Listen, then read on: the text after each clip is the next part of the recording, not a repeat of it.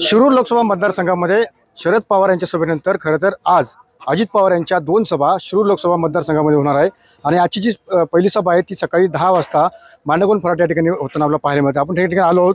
आपण पाहतो की सकाळची पहाटेची वेळ आहे। पहाटेपासून या ठिकाणी जी तयारी आहे ती खरं तर सुरू आहे, कारण की 10 वाजता या ठिकाणी जी सभा आहे ती सभा होणार असून खरं तर अजित पवार या शिरूरमध्ये काय बोलतात याकडे सर्वांचं लक्ष लागलेलं आहे। एकंदरीत आपण ज्या पद्धतीने पाहतो की अजून जरी महायुतीकडनं उमेदवार ठरला नसेल तरी मात्र दादांनी या ठिकाणी प्रचार सभा सुरू केलेली आहे। मला सांगे आज मांडगोन फराट्यामध्ये अजित पवार येतात आहे, काय नक्की प्रामुख्याने मागण्या असतील?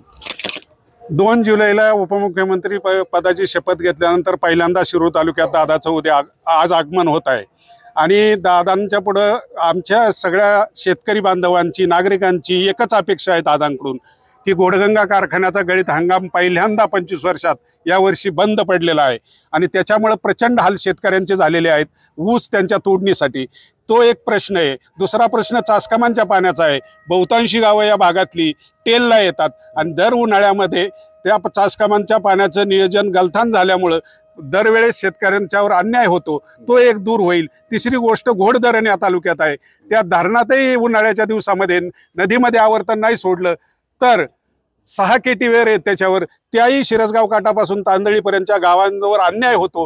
हे सगळे प्रश्न आज दादाजी सभा घेणार आहेत, त्या दादाकडून अपेक्षित त्याला उपाय लोकांना दादांकडून उद्याच्या सभेत अपेक्षित आहे। पाण्याचे प्रश्न असेल किंवा कारखाना असेल, मला सांगा की ज्या पद्धतीने आपण पाहतो की एकीकडे आपण अशोक बापू पवार हे शरद पवारकडे आहेत, मात्र जो कारखाना आहे तो कुठेतरी चालू झाला नाही।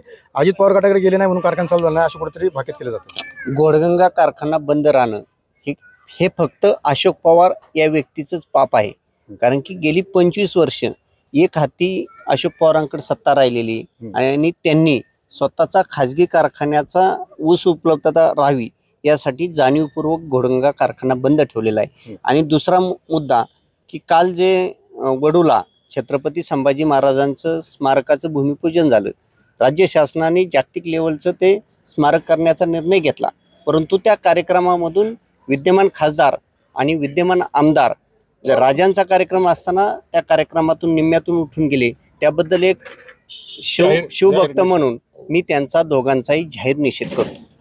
नक्की आपण ज्या पद्धतीने पाहतो की खरंच शिरूर मतदारसंघामध्ये महायुतीकडनं अजून उमेदवार जाहीर नाही केला, मात्र अजित पवार यांनी मात्र ज्या सभा आहेत त्या सुरू ठेवलेल्या आहेत। मात्र पुढील काळामध्ये महायुतीकडनं कोणाला उमेदवार मिळणार हे पाहणं तितकंच महत्त्वाचं असणार आहे।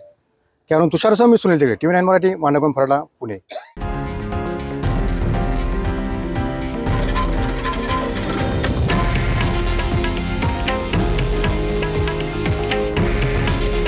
हे आहे देशातील नंबर 1 न्यूज नेटवर्क आणि आपण पाहत आहात TV9 मराठी। काळजी तुमची, हित महाराष्ट्राचं।